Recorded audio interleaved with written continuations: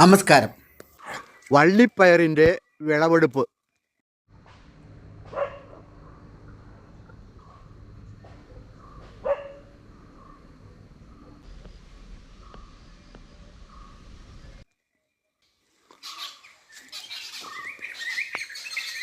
ഇപ്പോൾ തുടങ്ങിയുള്ളൂ കേട്ടോ.